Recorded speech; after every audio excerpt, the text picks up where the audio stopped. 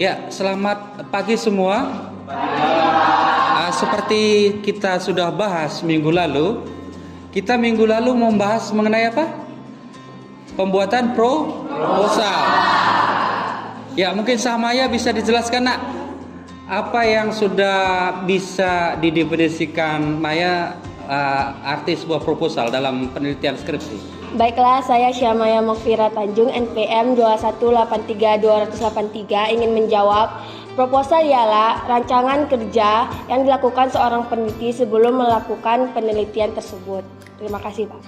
Secara singkat, propos tadi adalah rancangan atau awal dari kita melakukan sebuah investigasi atau penelitian. Jadi sebelum kita melaksanakan apa yang harus kita kerjakan dalam penelitian tersebut, kita rumuskan, kita gambarkan dalam sebuah proposal. Oke, nah, coba Anda jelaskan. Siapa nama? Dom. Bapak manggilnya selalu Dom. Seperti minggu lalu kita juga sudah ketahui bahwa ada sistematika proposal terdiri dari 3 bab. Coba Anda jelaskan dari bab pertama. Perkenalkan, nama saya Mr. Syodan, NPM 21832. Izin menjawab mengenai pertanyaannya. Ya, proposal itu ada 3 bab. Yang pertama itu ada bab pertama atau pendahuluan. Pendahuluan ini berisi tentang yang pertama itu mengenai rumusan masalah, kemudian tujuan penelitian. Nah, rumusan masalah dan tujuan penelitian ini harus selaras supaya tidak terjadi ketimpangan dari penulisan skripsi tersebut. Yang kemudian ada bab 2 atau daftar tinjauan pustaka. Nah, di tinjauan pustaka ini ada yang pertama dia penelitian terdahulu, kemudian ada notebook atau buku yang bisa untuk memperkuat penelitian tersebut.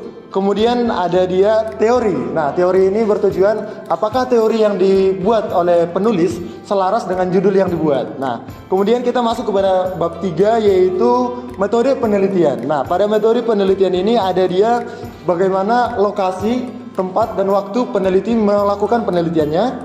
Kemudian ada dia bagaimana teknik pengumpulan datanya.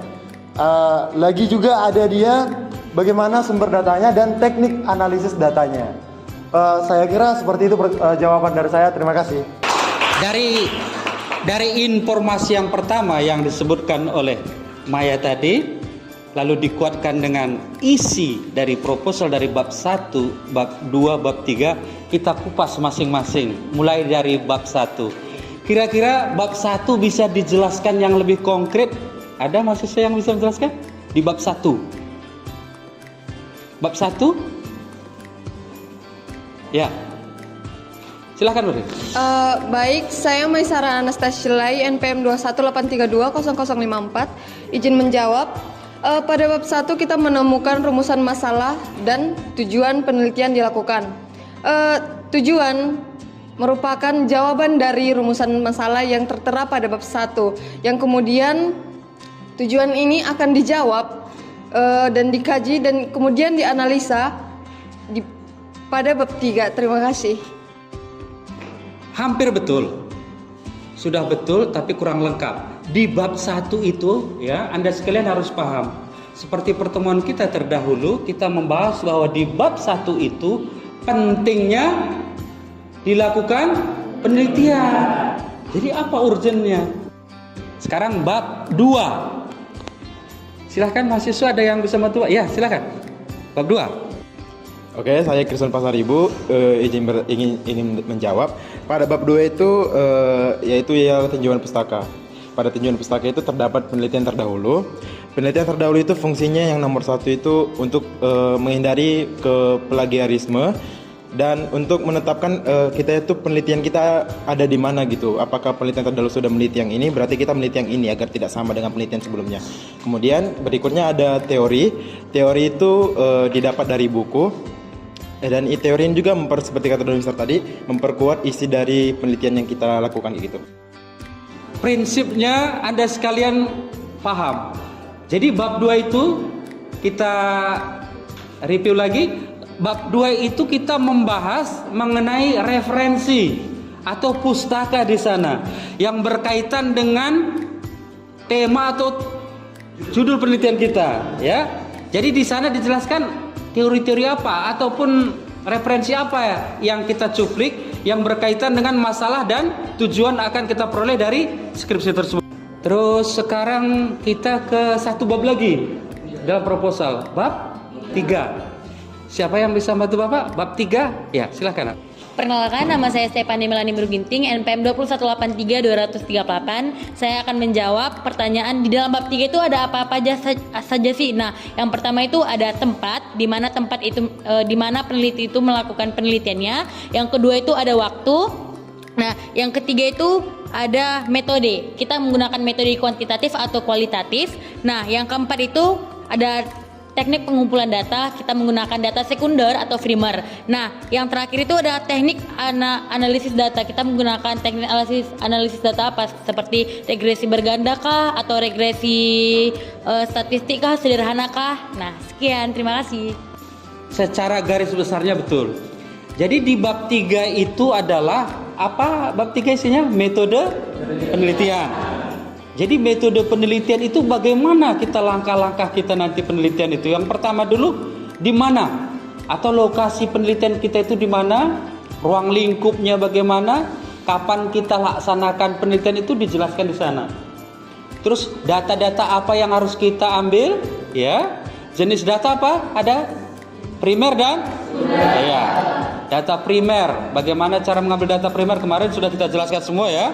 Data sekunder bagaimana cara memperolehnya, itu sudah kita jelaskan semua seperti yang dijelaskan teman Anda tadi. Terus penelitian kita ini itu menjawab di bab 1. Tujuan permasalahan kan ada di bab 1. Nah, kita dianalisis di bab 3. Tujuan 1, pengaruh ini, maka kita analisis dengan menggunakan apa? Biasanya kalau pengaruh kita menggunakan regresi berganda, contohnya seperti itu.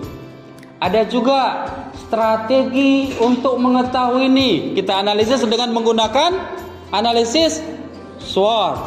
Nah, seperti sudah kita pelajari. Terus nanti juga bagaimana cara pengumpulan data yang kita lakukan. Ada teknik-teknik pengumpulan data yang kita pelajari. Di antaranya apa? Wawancara, observasi, ya seperti itu ya. Nah, di situ di bab 3 itu rangkaiannya bagaimana metode dijelaskan.